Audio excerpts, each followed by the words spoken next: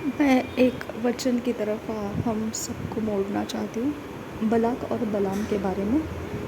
हमको उत्पत्ति सीखने के बाद में हमको ये पता चलता है कि जो नेचुरल फंक्शन है मनुष्य का, नेचुरल वे ऑफ लिविंग था मनुष्य का, उसके अंदर वेदी आ गया, उसके अंदर ऑक्यूपेशंस आ गए, चराई करना, खेती करना, म्यूजिशियंस बन गए उसके अंदर से।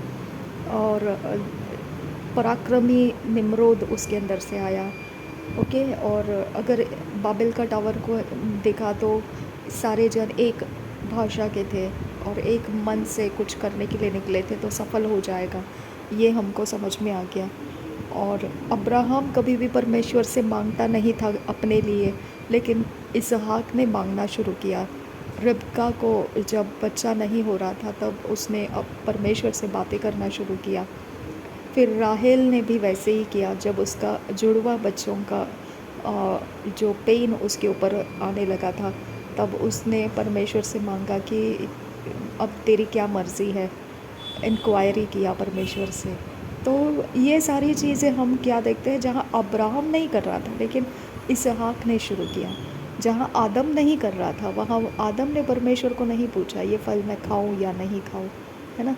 लेकिन उसके आगे जाकर देखेंगे तो हम देखते हैं सेथ आ गया, सेथ के द्वारा इनोश आ गया, उसके द्वारा फिर परमेश्वर को पुकारना शुरू हो गया, है ना। तो हम देखते हैं कि जैसे पीढ़ी आगे जाती है एक न्यू कैरेक्टर उनके अंदर स्टार्ट हो जाता है, एक न्यू एट्रीब्यूट उनके अंदर आ जाता है, एक न्यूनेस, ओके, बिगनिंग आ जाता है उनके द्वारा। ओके। तो हर एक बच्चा जब इस पृथ्वी के ऊपर आता है तो उसके अंदर उसके माँ बाप ने जो नहीं किया वो करने वाला कुव्वत वो अपने अंदर लेकर आया हुआ होता है। ओके। और वो एज ए नेचुरल वे वो करना स्टार्ट करता है। हर बच्चा, हर एक बेटी हो बेटा हो, हर एक नया जन्मा इंसान जो भी है, नया जन्मा बच्चा जो भी है, नेचुरल वे से, नैसर्गिक रूप से जो जन्म लेता है, आत्मिक रूप का नहीं बोल रही हूँ मैं, नेचुरल रूप से, तो वो अपने अंदर अपने माँ बाप से अलग कुछ करने वाली कुव्वत, जो अपने माँ बाप नहीं कर पाए वो कुव्वत वो अपने अंदर लेकर आते हैं। ओके।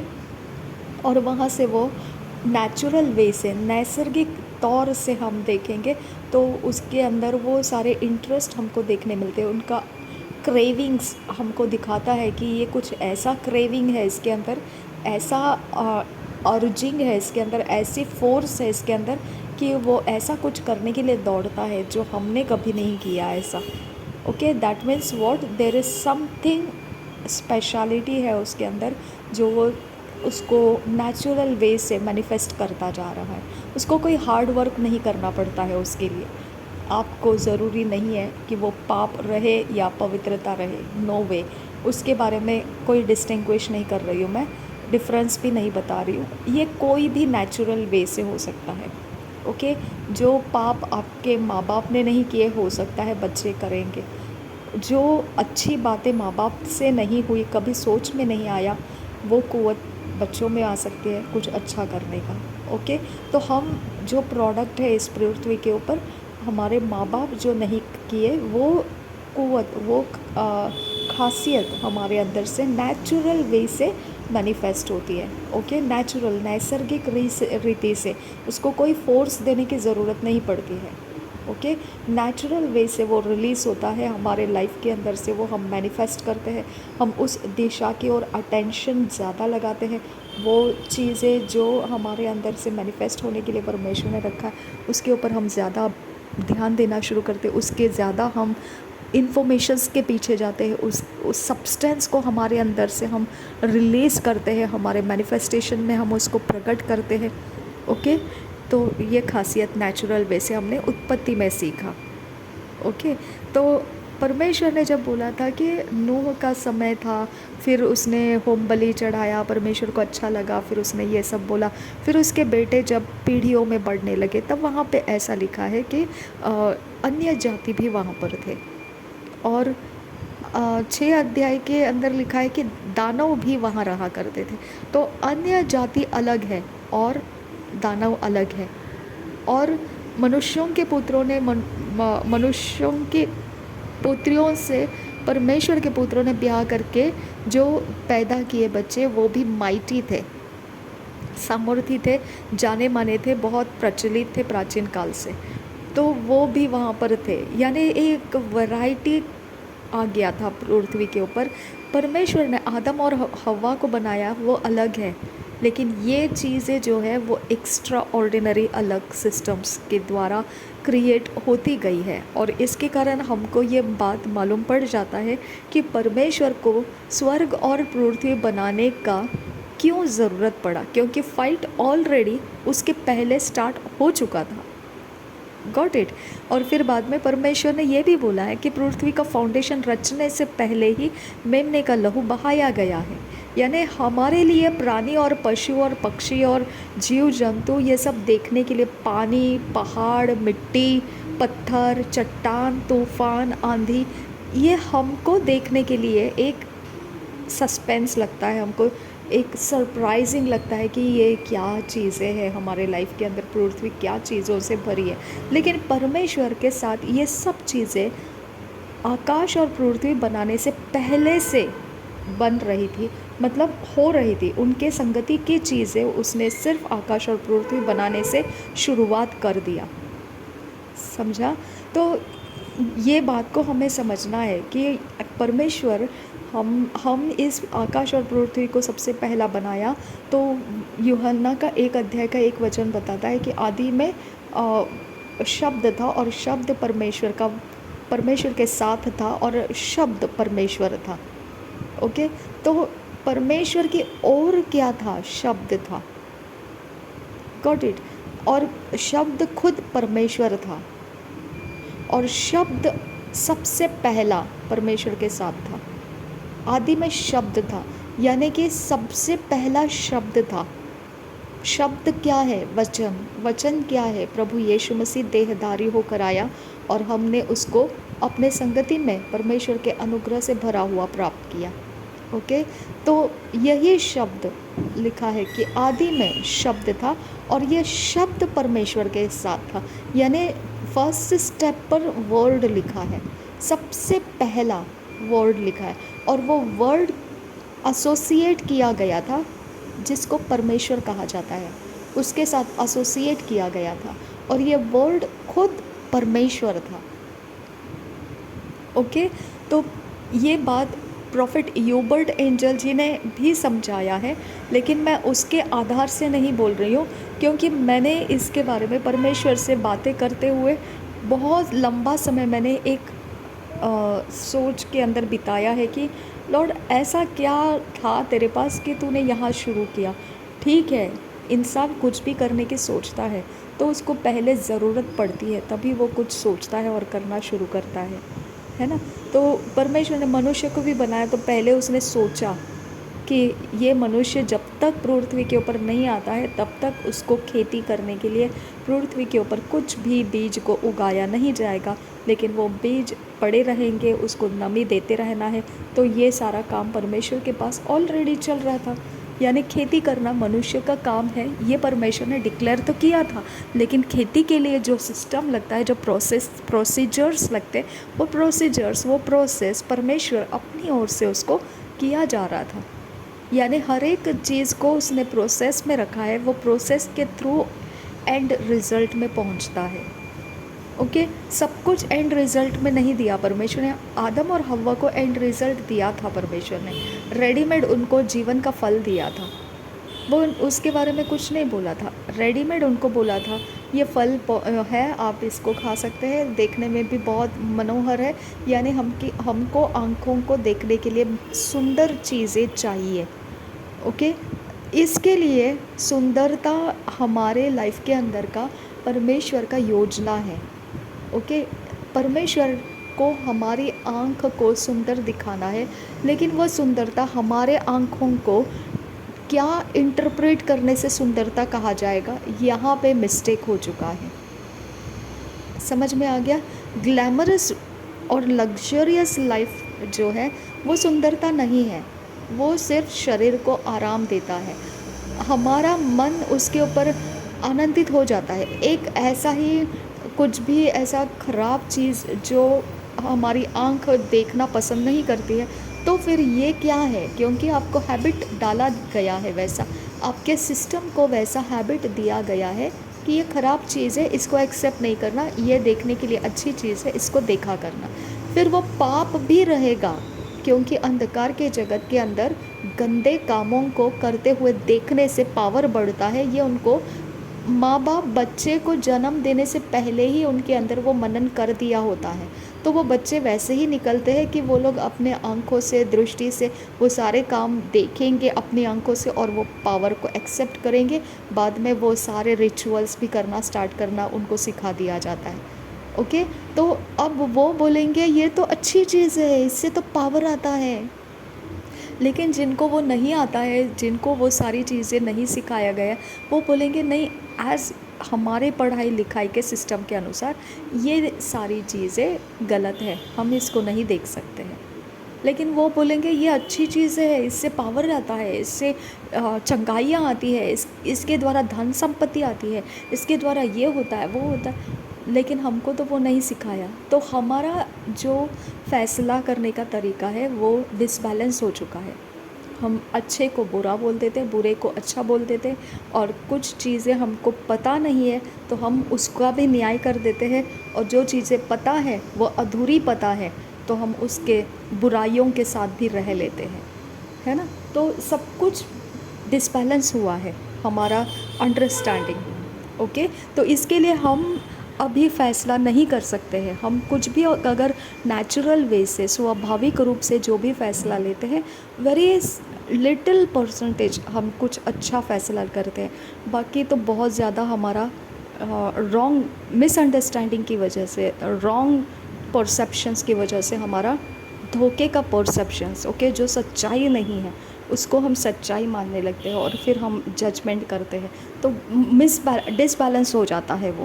ओके, तो इसके लिए वो सुंदरता जो परमेश्वर बोलता है कि सारे फल जो सुंदरता से लदे हुए हैं, आँखों में देखने के लिए मन भाव फल है, वो मन को आकर्षित करने वाले फल है सब।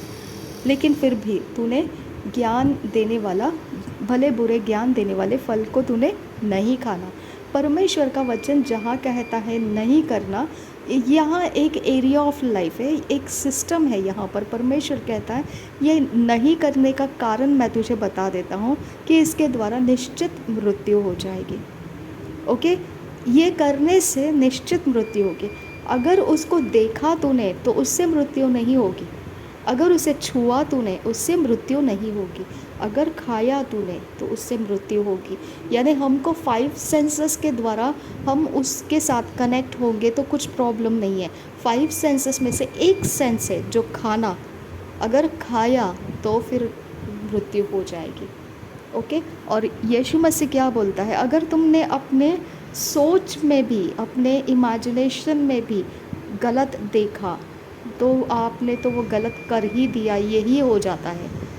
ओके, अगर तुम कहते हो कि हत्या नहीं करना और किसी के साथ तुम डाह रखे हो, किसी के साथ तुम झगड़े में हो और गुस्सा पनप रहा है आपके अंदर, तो हत्या तो कर ही दिया आपने। समझा आपको? तो परमेश्वर का अब वो लॉ सिस्टम यीशु मसीह ने कहाँ पे बताया? हमारे इमेजिनेशन में। और उत्पत्ति के 6 अध्याय में भी हमारे इमेजिनेशन का ही दोष बताया परमेश्वर ने। ये मनुष्य लगातार जो बुराइयों की ही सोच उसको मिल रही है, उसके इमेजिनेशन में लगातार बुराइयां होती रहती है, यही कारण से उसका चरित्र बिगड़ता जा रहा है। यही कारण से वो उसके द्वारा जो मैनिफेस्ट कर रहा है, फ़ैसले लेकर चल रहा है, वो गलत फ़ैसले लेकर चल रहा है, और उसके द्वारा जो फैलता जा रहा है वो दूसरों में भी, वो देखने वाले लोग भी उसके जैसा करने लगे हैं। तो ये क्या हो रहा है? करप्शन बढ़ता जा रहा है, वायलेंस बढ़ता जा रहा है। जिन लोगों को मालूम नहीं वो बातें भी अभी वो लोग समझने लगे हैं। एग्रेशन बढ़ता जा रहा है। ओके, और उनके अंदर के डिज़ायर्स बदलने लगे हैं। जो सही डिज़ायर थे अब वो छोड़ दिए उन्होंने, और जो करप्शन के डिज़ायर है उसकी तरफ उनका लालसा बढ़ने लगा है। मिसमैनेजमेंट हो गया उसमें। समझ में आ गया? तो इस तरह से परमेश्वर अभी इमेजिनेशन के कारण नूह का समय आया है, ये वहाँ पे बोल चुका है 6 अध्याय में। और यीशु मसीह ने भी बोला है कि जब मेरा दूसरा आने का आगमन होने वाला है, उस समय नूह का समय जैसा ही समय चल रहा होगा। इमेजिनेशंस के द्वारा लोग पाप के अंदर बढ़ते जाएंगे। समझा? तो आज का डेट में भी प्रभु यीशु मसीह बोलते हैं, अब तुमको सच में वैसा फिज़िकली व्यवस्था को पालन करने की ज़रूरत नहीं है। तुम अगर सोच के अंदर भी गलत कर दिए तो व्यवस्था को ब्रेक कर दिए तुमने, तो व्यवस्था का तो अब संबंध नहीं रहता है, क्योंकि वो टाइमिंग में नूह के समय में परमेश्वर ने व्यवस्था नहीं दिया था। व्यवस्था कब आया? जब आगे चल के आया वो समय जहाँ पे व्यवस्था स्टार्ट करके दिया। मूसा का समय जब आएगा वहाँ व्यवस्था स्टार्ट करके दिया। अब्राहम का समय जब लग गया वहाँ करार बनाया गया, कवनेंट बनाया गया। व्यवस्था नहीं आया लेकिन कवनेंट बनाया गया। नूह के वक्त में कवनेंट बनाया गया। कवनेंट के नीचे एक बोला गया, खून के साथ मांस को नहीं पकाना और खून के साथ पका हुआ मांस नहीं खाना। ओके, तो ये तरह से कुछ उसके अंदर के रेस्ट्रिक्शन, 1-2 रेस्ट्रिक्शन दिया, लेकिन असल में देखा जाएगा तो व्यवस्था मूसा के द्वारा आया है। ओके, तो ये सारी चीज़ें जब हम देखते हैं तो नेचुरल स्वाभाविक तरीके से हम क्या करेंगे क्या नहीं करेंगे, हम अपना खुद का गारंटी नहीं दे सकते हैं।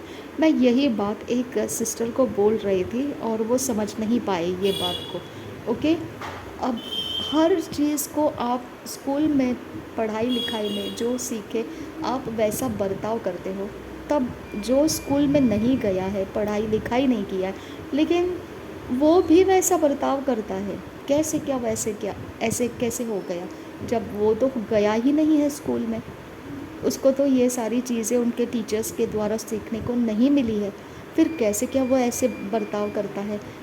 उसने अपने सोच के अंदर ऐसा पाया कि मैंने ऐसा करना है, मैंने ऐसा रहना है, मैंने ये होना है, मैंने वो होना।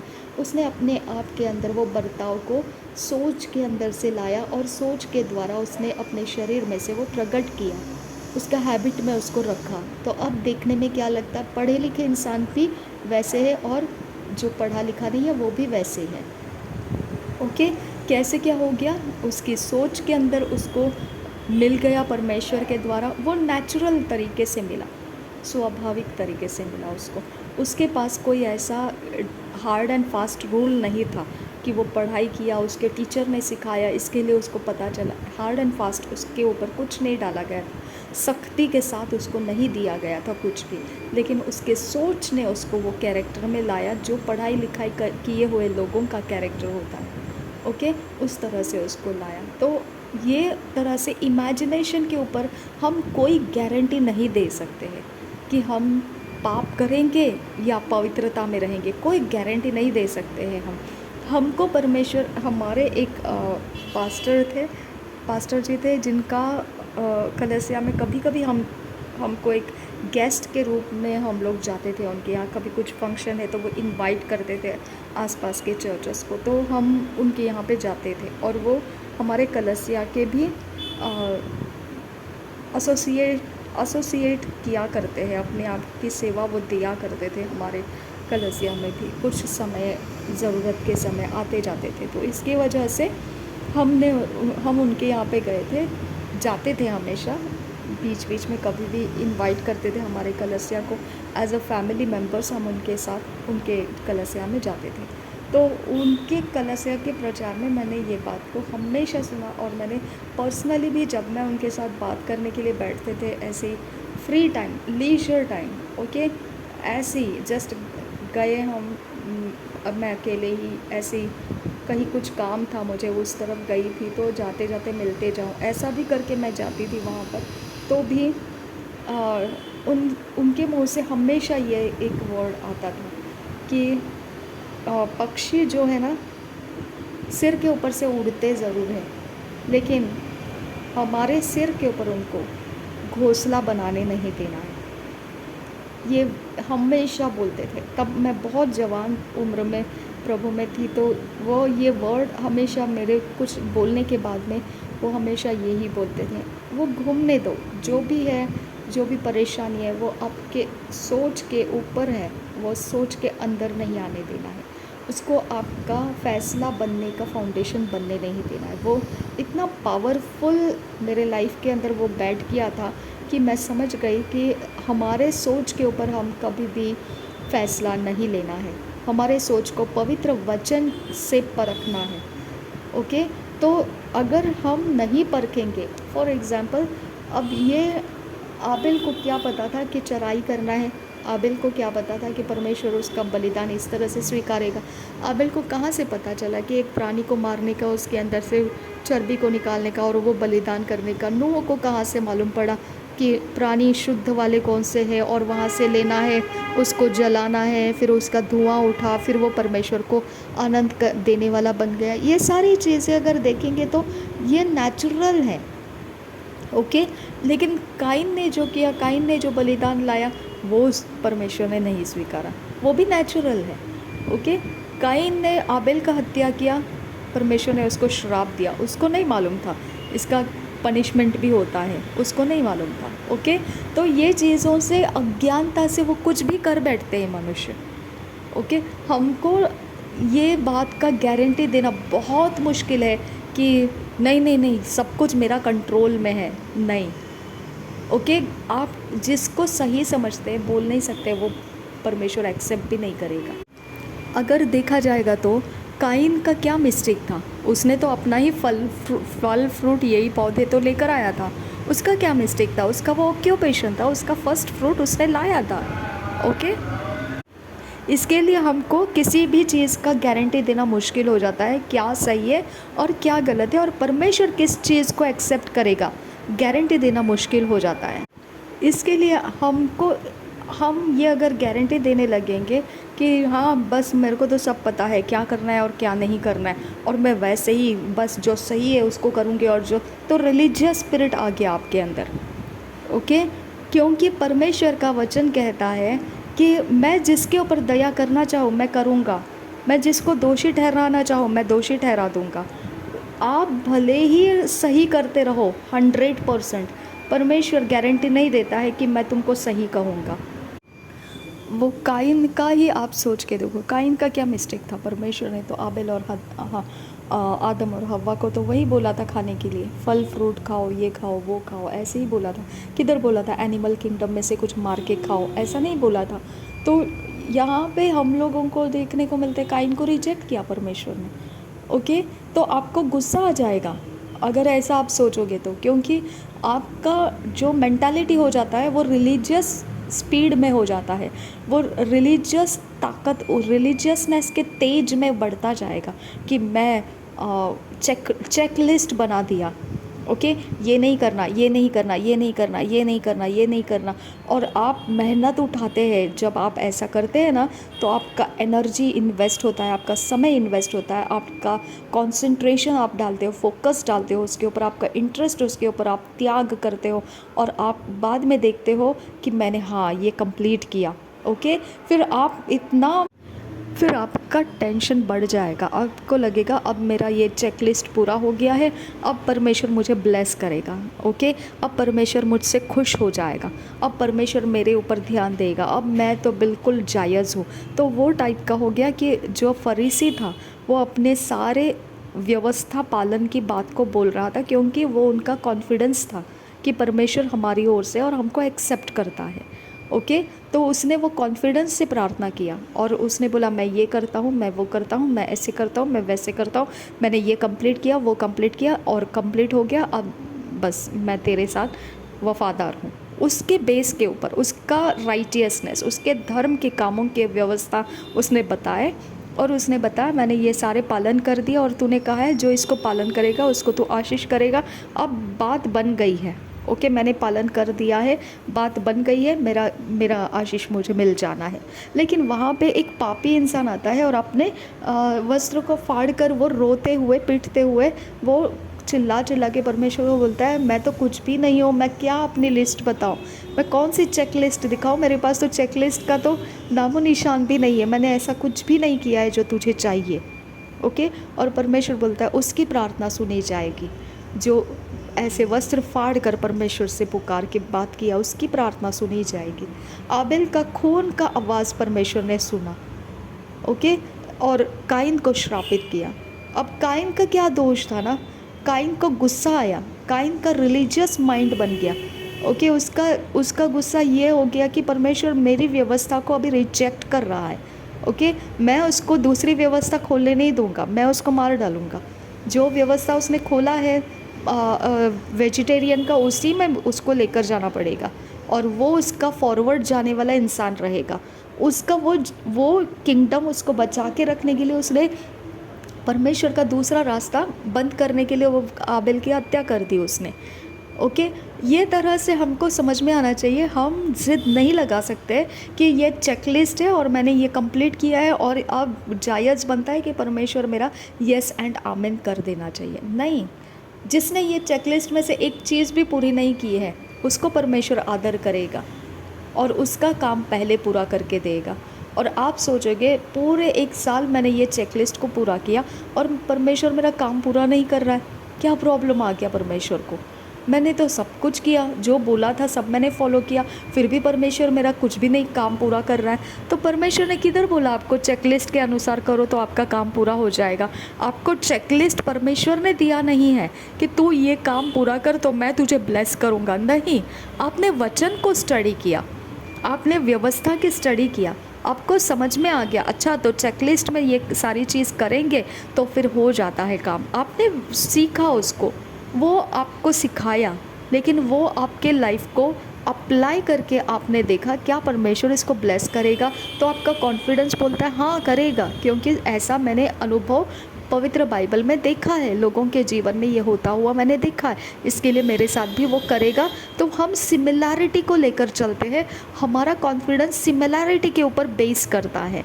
लेकिन यहाँ जब हम बिना चेकलिस्ट के देखते हैं, लोग कुछ मांगते हैं परमेश्वर से और वो हमसे भी ज़्यादा पावरफुली उनके लाइफ में काम कर जाता है, तो हमको सोचने में मजबूर हो जाते हैं हम कि क्या प्रॉब्लम आ गया, हमारे साथ परमेश्वर ये ऐसा क्यों कर रहा है, और जिन्होंने कुछ नहीं किया उनके साथ परमेश्वर सही कर रहा है, ऐसा क्या हो गया?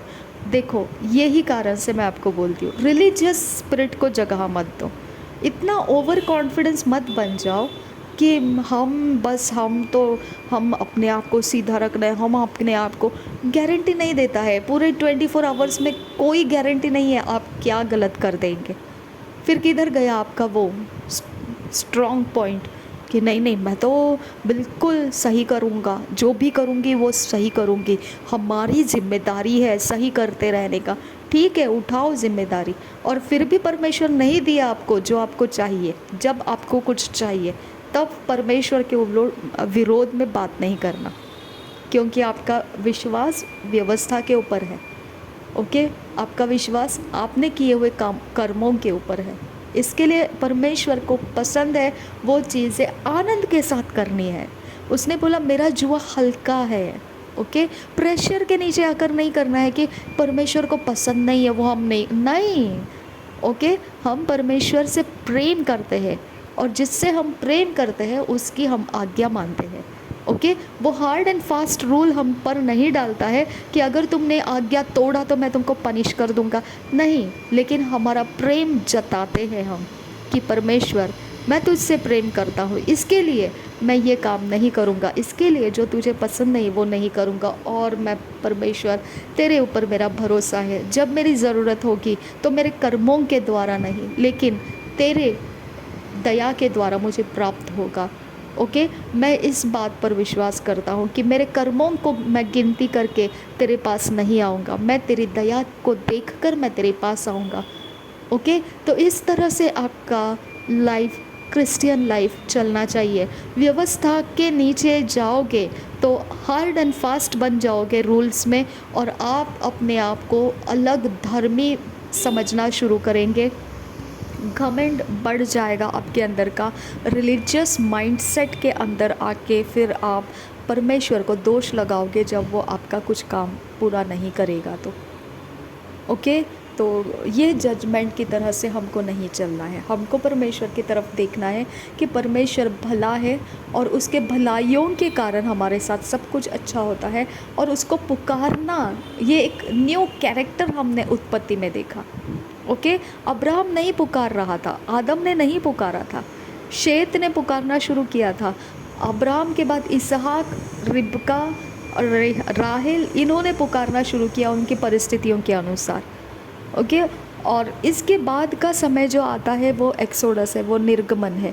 लेकिन हम ये बात को भी अपने दिमाग में ले लेना है कि आकाश और पृथ्वी और उसके अंदर की सारी चीज़ें जो भी हम देखते हैं, उत्पत्ति का पहला अध्याय का पहला वचन, दूसरा वचन और तीसरे से आगे वाले सारे वचन, ओके, ये सारे 3 स्टेप्स जो हम देखते हैं, परमेश्वर उससे भी पहले, उत्पत्ति के पहले अध्याय का पहले वचन के पहले से ही कहीं ना कहीं फाइट में लग चुका था, और जिसके बारे में हमको पता नहीं है।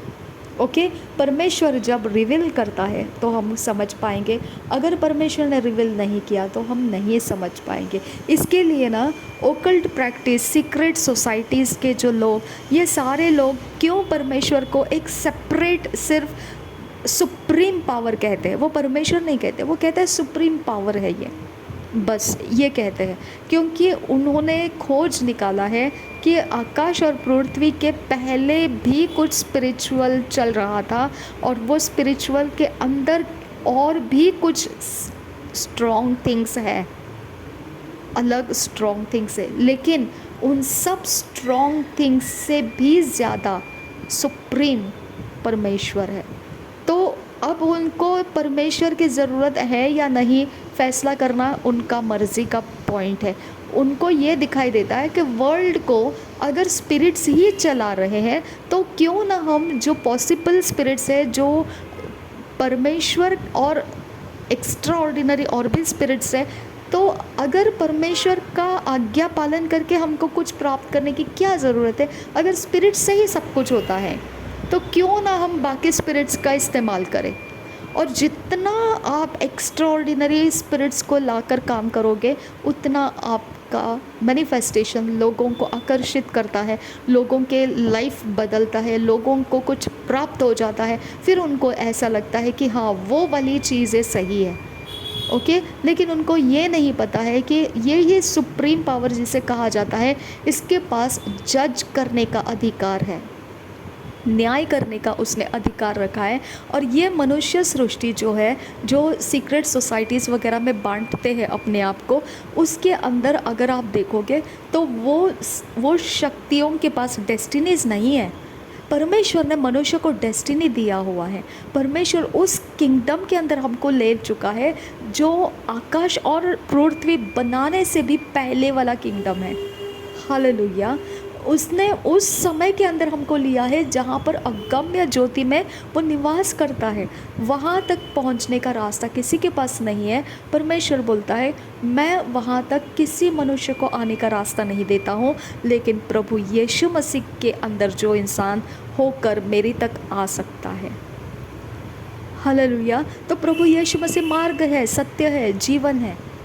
हालेलुया। कोई क्रूस दिखाकर मार्ग नहीं बनता है, कोई प्रकार का फ़ोटो लगाकर मार्ग नहीं बनता है, कोई मूर्तियाँ स्थापित करके मार्ग नहीं बनता है, कोई चर्च मार्ग नहीं बनता है, कोई चर्च की दीवारें जहाँ देखोगे उस दरवाजे से अंदर जाओगे तो मार्ग में चले गए, ऐसा नहीं है। प्रभु यीशु मसीह खुद एक पर्सन, एक जीवित मनुष्य, परमेश्वर होकर भी देहधारी होकर जो आया, हमारे लिए क्रूस के ऊपर बलिदान हुआ, और जीवित परमेश्वर होकर हमारे संगति में आज वो उसके आत्मा के द्वारा हमारे साथ है। जो इस बात को तसल्ली के साथ ग्रहण करता है, उसको फिर वो रास्ता मिल जाता है कि वो अगम्य ज्योति में प्रवेश करने वाले परमेश्वर तक पहुंच जाता है। हालेलुया। तो इसकी वजह से हमारे लिए ना एक चैलेंज हो जाता है कि संसार के अंदर बहुत शक्तियाँ हैं, अनकाउंटेबल शक्तियाँ हैं। लोगों ने खोज निकाले हैं ऐसे शक्तियों को, लेकिन वो शक्तियों का इस्तेमाल वो इसीलिए कर रहे हैं क्योंकि लोगों के प्रॉब्लम सॉल्व हो रहे हैं। ओके, किसी को पॉपुलैरिटी चाहिए, वो शक्तियाँ उनको देंगे तो वो पॉपुलैरिटी लाएंगे। किसी को धन संपत्ति चाहिए, वो शक्तियाँ उनको देंगे तो धन संपत्ति लाएंगे। वो शक्तियों को रखने वाला एक महारथी बन जाता है इस पृथ्वी के ऊपर। शैतान क्या बोलता है यीशु मसीह को, अगर तू मुझे नमन करेगा तो ये दिख रहा है ना, ये सारा ऐश्वर्य मैं जिसको जो मुझे नमन करता है उसको मैं दे देता हूँ। यानी वो अपने आप में एक किंगडम बन जाता है, अपने आप में एक अधिकार के स्थान के ऊपर हो जाता है वो इंसान। सोचो तो क्यों नहीं मनुष्य उधर जाएगा, क्योंकि ऑलरेडी मनुष्य ने अधिकार को खो दिया है। उसकी लालसा है कि वो अधिकार के पोजीशन में रहे। तो हम समझ सकते हैं कि लोग सीक्रेट सोसाइटीज़ या ओकल्ट प्रैक्टिसेस या और कोई प्रकार की शक्तियों को क्यों मानते हैं, क्योंकि वो पोजीशन उनको फिर दोबारा मिलता है। 10 लोग उनके सामने झुके खड़े रहते हैं, बड़े बड़े चीज़ों को वो प्राप्त कर पाते हैं। तो फिर ये सुप्रीम पावर का हमको क्या ज़रूरत है, इसको नमन करके सुप्रीम पावर का आज्ञा पालन करके हमको क्या प्राप्त करना है। हमको चाहिए डोमिनेशन, ओके और हम डोमिनेट करें, हम प्रभुता करें, हम राज्य करें, हमारे हाथों के नीचे प्रजा रहे, ओके हमारा नाम बढ़े, हम पॉपुलर हो जाए, हम इस पृथ्वी को के ऊपर छाए हुए रहे। माइकल जैक्सन को जानते हैं आप, पृथ्वी के ऊपर वो छाया हुआ था। कौन सा ऐसा कंट्री है जहाँ पे लोग उसके दीवाने नहीं थे। हालेलुया। तो ये सारी चीज़ें क्यों हो गई उसके साथ, क्योंकि उसने वो पावर को फॉलो किया। उसको परवाह नहीं है उसका एंड ऑफ द लाइफ क्या रहने वाला है, डैमनेशन में जाएगा या जजमेंट के द्वारा डैमनेशन में जाएगा या परमेश्वर के साथ रहेगा, उसको परवाह नहीं है। हालेलुया। तो इनके अंदर का ये कैटेगरी क्यों आया इनके पास, वो मैं सवाल करती हूँ, क्यों ऐसा आया।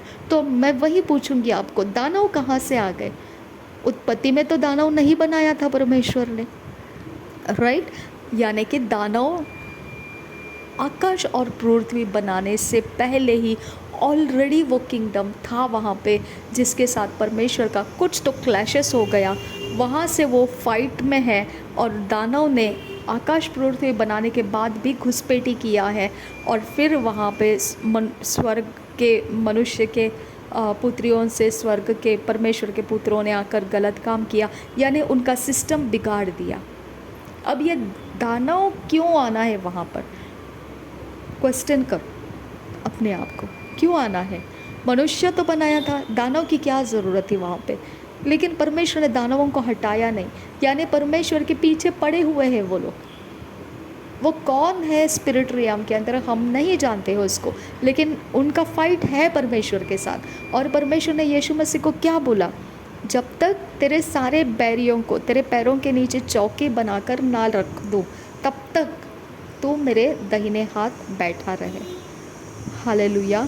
तो दाहिने हाथ बैठा रहे मतलब तू मेरे उस अधिकार का इस्तेमाल करते रहे जहाँ मुझे इस्तेमाल करना है। अब तू उसका जिम्मेदारी उठा, ताकि मैं उन बैरियों को, तेरे बैरियों को, किसके बैरियों को, शब्द के बैरियों को, वचन के बैरियों को।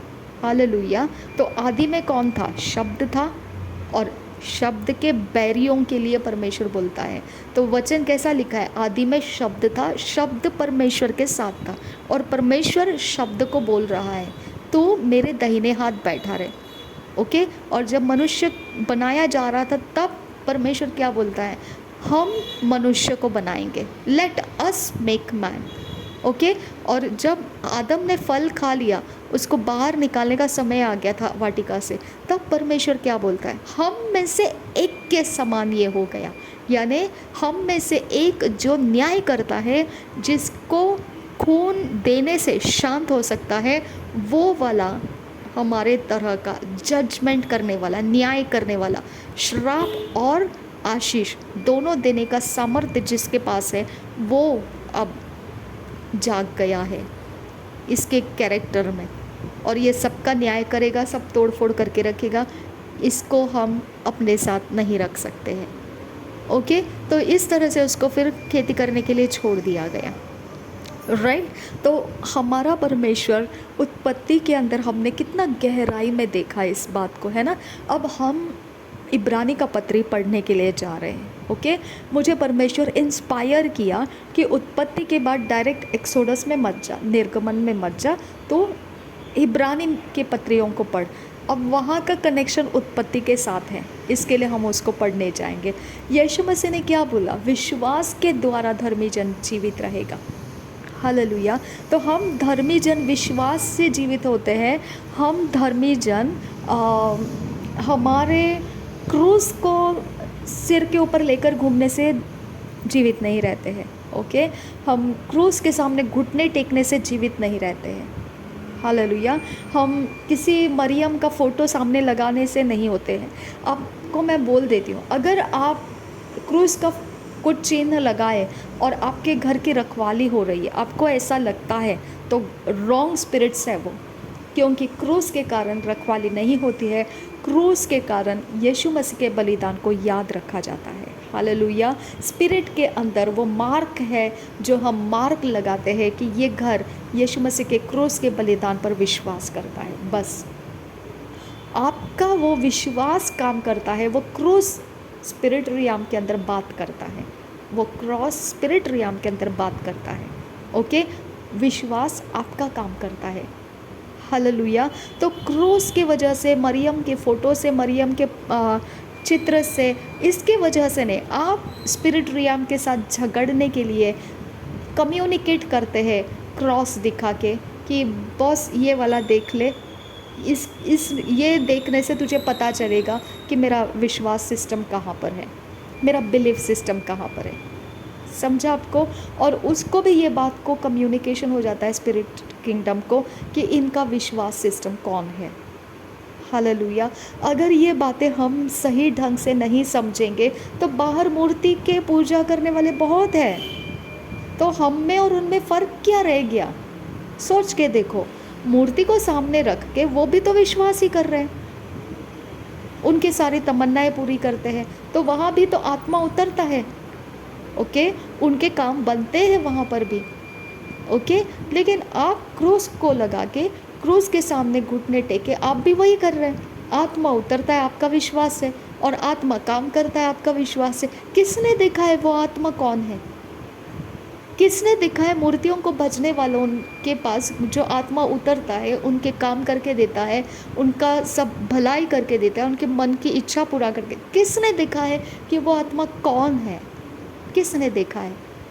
आप क्रूस लगाओ, आप मरियम की फ़ोटो लगाओ, आप मरियम का और यीशु मसीह का कोई पुतला बनाओ, आप यहाँ वहाँ रखो उसको, और फिर आप सोचोगे, विश्वास करोगे, ये रखने की वजह से मेरा कुछ भला होने वाला है, तो फिर उनमें उतरता है आत्मा। किसने देखा कौन सा आत्मा है? आपके क्रूस के ऊपर से उतरता है, किसने देखा है कौन सा आत्मा है? किसने देखा है कौन सा आत्मा है? समझ में आ गया? हम ये तरह से फिर परमेश्वर के सामने स्ट्रिक्ट नहीं बन सकते हैं। हार्ड एंड फास्ट रूल के साथ हम खड़े नहीं हो सकते, वो रॉन्ग फाउंडेशन है। ओके, नहीं नहीं नहीं नहीं, मेरे से मैं ये नहीं करूँगा, मैं ये नहीं करूँगा, मैं ऐसे नहीं करूँगा, मैं वैसे नहीं करूँगा। नहीं, कभी परमेश्वर अगर आपको बोलता है नम्र हो जा, क्योंकि मैं तेरे द्वारा इसके अंदर कोई काम करना चाहता हूँ, तो आपको नम्र होना पड़ेगा। ओके, नहीं तो रुक जा, मैंने ये तुझे अभी नहीं देना है, तो थोड़ा समय रुकना है। तो हार्ड एंड फास्ट रूल आप फॉलो करने से कुछ नहीं होगा। परमेश्वर का इंस्ट्रक्शन, अगुवाई आप फॉलो करने से कुछ बन जाएगा। समझ में आ गया? आपके लाइफ के अंदर वो व्यवस्था नहीं आ रही है कि आप चोरी नहीं कर रहे, वेरी गुड। आप झूठ नहीं बोलते, वेरी गुड। आप व्यभिचार नहीं कर रहे, दैट्स ऑल गुड। ओके, लेकिन हार्ड एंड फास्ट रूल ये नहीं है कि इसकी वजह से परमेश्वर आपको ब्लेस करेगा। नो वे, नो वे। ओके, फिर आप ये हो सकता है कि आपको वचन बताता है किसी को तो दो, परमेश्वर के राज्य के कामों के लिए दो, वहाँ पर आपके हाथ में पैसे हैं, फिर भी आप देना नहीं चाहोगे, तो वहाँ तो व्यवस्था ब्रेक कर रहे हैं। तो आपको पूछा जाएगा तो 1000 कारण बताएंगे आप। ओके, हम तो ऐसे हैं, हम तो वैसे, हम वहाँ देते हैं, उधर जाते हैं, फिर इधर भी दे उधर भी दे, कैसे क्या होगा हमारे? क्यों? व्यवस्था है ना, वो देना चाहिए। परमेश्वर के राज्य में दो, आपके पास है ना, दो, है ना? तो वहाँ पे आप रीज़न्स देते, एक्सक्यूज़ेस देते, अपने तरफ की गाड़ी का स्टीयरिंग मोड़ना शुरू कर देते हैं, है ना? तो मैनिपुलेट कर रहे हो आप। ओके, अफरात फरी कर रहे हो आप, व्यवस्था को भी आप अपने तरीके से मोड़ रहे हो, आप सही नहीं कर रहे हो। तो हार्ड एंड फास्ट रूल का कहाँ पर आ गया आपका बोलना कि मैं सब रूल्स कंप्लीट कर रहा हूँ तो मुझे सब कुछ ठीक ही मिलना चाहिए? किधर ठीक कर रहे हैं आप? लेफ़्ट में गलत कर रहे, राइट में सही कर रहे, लेफ़्ट का गलत को छुपा देते हैं कोई रीज़न, एक्सक्यूज़, जेन्युइन रीज़न डाल के, और राइट का पूरे ऊंचे उछाल उछाल कर लोगों को बता देते हैं। क्यों? क्योंकि सेंस, आपका परसेप्शन, आपका सोच करप्टेड है, वो वीक है, आपकी समझ वीक रहती है, मनुष्य की समझ वीक है। ओके, दुर्बलता के अंदर जब परमेश्वर का आत्मा अगुवाई करता है और हम उसको फॉलो करते हैं, तब काम बनते हैं। जब हम उसको फॉलो नहीं करेंगे और सोचेंगे कि मैंने 1 2 3 10 पॉइंट्स कंप्लीट किया है, अब मेरा काम हो जाना चाहिए, नहीं होता है वैसे। और अगर हो गया, बाय फ्लुक हो जाता है। अगर नहीं हुआ तो बॉस, फिर आप तो परमेश्वर को दोष देने के लिए बैठ जाओगे। ओके, क्योंकि परमेश्वर हार्ड एंड फास्ट रूल में नहीं है, अनुग्रह के नीचे है, ग्रेस के साथ चला रहा है। परमेश्वर दया से भरपूर होकर हमें चला रहा है। उसकी सारी कुवत हमने उत्पत्ति में देख ली है। ओके, हमने देखा मनुष्य के बीच में परमेश्वर किस प्रकार से चल फिर रहा है, क्या क्या हो रहा है मनुष्य के साथ, कितना कुछ और भी एक्स्ट्रा ऑर्डिनरी दानव चीज़ें हैं। ओके, परमेश्वर के पुत्र ने मनुष्य की पुत्रियों से संबंध करके, मैरिज करके, फिर बच्चों को तैयार किया, माइटी बन गए, वो सामर्थ्य बन गए, प्राचीन काल से जाने वाले बन गए। और उसके बाद देखा, ऐसे कितनी सारी चीज़ें हमने देखा है कि जो एक्स्ट्रा ऑर्डिनरी है, जो मनुष्य के स्पेशीज़ से अलग डिफरेंट स्टोरीज़ है वो। ओके, और परमेश्वर उनको कुछ नहीं कर रहा है, परमेश्वर उनसे डिस्टर्ब नहीं हो रहा है। क्या उन्होंने आकाश और पृथ्वी बनाया? जी नहीं। क्या उन्होंने हमको बनाया? जी नहीं। लेकिन फिर भी आ रहे हैं। और आदम को भी परमेश्वर ने बोला था, रखवाली कर, जिस वाटिका में तू रहता है उसकी मशागत भी कर और उसको रखवाली भी कर। हालेलुया। तो हमारा यीशु मसीह भी यही बोलता है, मैं चरवाहा हूँ, सही है, लेकिन मेरी भेड़ मेरी आवाज़ को पहचानती है, और जो मेरी आवाज़ को पहचानती है, मेरे पीछे पीछे बिना डरे वो चलना शुरू करती है, उसको डर नहीं लगता है। लेकिन वही अगर वो अजनबी की आवाज़ सुनेगी तो डर से वो दूर भाग जाएगी, उसके पीछे नहीं जाएगी वो। ऐसा क्यों बोला प्रभु यीशु मसीह ने? क्योंकि डिफरेंट स्पेशीज़ अवेलेबल है पृथ्वी के ऊपर। धोखा मत खाइए। ओके, मनुष्य के समान सब दिखते हैं, लेकिन स्पेशीज़ में डिफरेंट है। ओके, जो परमेश्वर के हैं वो परमेश्वर के राज्य में आएंगे, जो परमेश्वर के नहीं हैं वो परमेश्वर के राज्य में नहीं आएंगे। ओके, हमको उनके लिए प्रार्थना की बहुत ज़रूरत है, क्योंकि उनके कान बहरे कर दिए गए हैं। इन्हीं स्पेशीज़ के द्वारा, इनके ही आइडल्स के, इनके ही पावर्स के द्वारा उनके कान बहरे कर दिए गए। वो परमेश्वर की आवाज़ को नहीं सुन पाते हैं और वो परमेश्वर की तरफ नहीं आ पाते हैं, तो हम धोखा खा जाते हैं। हमको लगता है कि शायद से परमेश्वर इनको छुड़ाना नहीं चाहता है। ऐसा नहीं है, हमारी प्रार्थनाएं कम पड़ती है उनके लिए। हमको बहुत प्रार्थना करना पड़ता है इन सब लोगों के लिए जो अभी तक प्रभु में नहीं आए हैं, क्योंकि इनके अंदर कौन सी वो स्पीशीज़ है हम नहीं जानते हैं, कि दानव वाले लोग हैं, या स्वर्गदूतों के द्वारा जन्माए गए वो बच्चे हैं, या और कोई दुनिया के अंदर के कोई और शक्तियों का काम करने वाले कुछ आ चुके हैं, हम नहीं जानते हैं। ओके, हमारी प्रार्थना सेपरेट करती है मनुष्य को।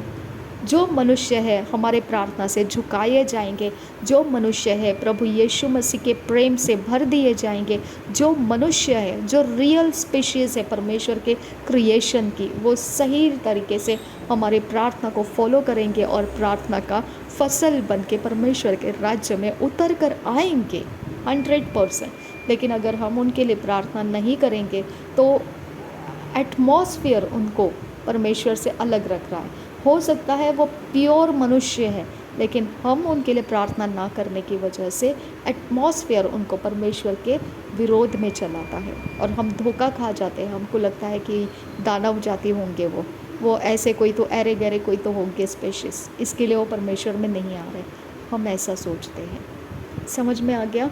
तो उत्पत्ति का हमने पूरा ज्यूस निकाल के हमने अपनी स्टडी को रखा है अपने अंदर, और अब कंफ्यूज नहीं होना है, किसी भी मूर्तियों के पीछे नहीं जाना है। शक्तियाँ हैं मूर्तियों के ऊपर उतर कर आती है, वैसा ही क्रूस अगर रखोगे तो उसके ऊपर भी शक्ति उतर के आएगी। वैसा ही अगर मरियम की फ़ोटो रखेंगे उसके ऊपर भी शक्ति उतर के आएगी। वैसा ही अगर यीशु मसीह के मूर्तियों को रखेंगे उस पे भी शक्ति उतर के आएगी। बट वो परमेश्वर नहीं है, वो नहीं है, वो नहीं है माय डियर फ्रेंड्स। ओके, वो नहीं है वो परमेश्वर। आप समझिए, आपके हृदय के अंदर का आवाज़ परमेश्वर सुनता है। वो क्रूस का मूर्ति नहीं सुनता है, वो यीशु का फ़ोटो नहीं सुनता है। ओके, वो कोई मूर्तियों के कोई तरह के किए कराए कुछ नहीं सुनता है, कुछ नहीं सुनता है। वो अंधा गूंगा बहरा रहता है उसकी तरफ। ध्यान दीजिए आप इस बात को। ओके, और कंप्लीटली परमेश्वर से मनन के साथ जुड़ जाइए। कंप्लीटली अपने अंदर परमेश्वर के वचन को ऊंचा कीजिए, बोलिए परमेश्वर के वचन को, बाय हार्ट कीजिए। और प्रभु यीशु मसीह वचन है, वचन के द्वारा आप परमेश्वर के अगम्य ज्योति में प्रवेश करने का रास्ता आप मिल जाता है आपको। सोचो कितने सारे प्रकाशन परमेश्वर हमको देना चाहता है। पूरे संसार के अंदर देखेंगे तो हमारे द्वारा परमेश्वर इस पृथ्वी के ऊपर भलाइयों को दिखा रहा है, और लोग वो प्रकाशन के कारण जीवित हो जाते हैं। उनके जीवन के रास्ते बदल जाते हैं, उनका सोच समझ बदल जाता है, उनके मैनिफेस्टेशंस बदल जाते हैं। ओके, उनके हालात बदल जाते हैं। अगर मसीहों के कारण ये सब कुछ परमेश्वर करना चाहता है तो हमने क्यों और प्रकार के ऑर्डिनरी चीज़ों को लेना है, क्यों लेना है उसको। हालेलुया। तो हमने अब इब्रानी के पत्री में जाकर देखेंगे कि किस प्रकार से परमेश्वर हमको ये उत्पत्ति का सारा माहौल, पहला वचन से पहले, उत्पत्ति के पहले अध्याय के पहले वचन से भी पहले कुछ था, सब कुछ हम इब्रानी में जाकर थोड़ा देखेंगे कि परमेश्वर वहाँ से क्या कनेक्ट करना चाहता है। फिर हम जाएंगे एक्सोडस में। ओके, निर्गमन में। प्रभु यीशु मसीह हम सबके साथ बना रहे। आमीन, आमीन।